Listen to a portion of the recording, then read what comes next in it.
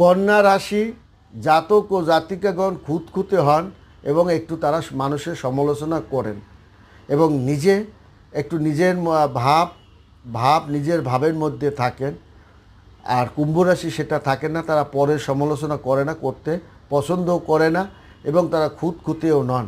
তারা যা বলেন পরিষ্কারভাবে বলেন এবং তারা যা করেন পরিষ্কারভাবে করেন এবং তারা কুম্ভ রাশির জাতক জাতিকা অত্যন্ত স্বাধীন চেতা ভবপন্ন।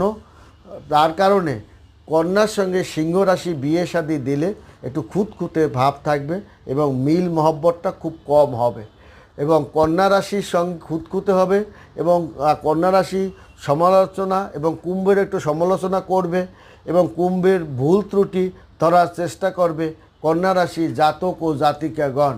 তাই কুম্ভর সঙ্গে তার সঙ্গে ভালো বন্ধুত্ব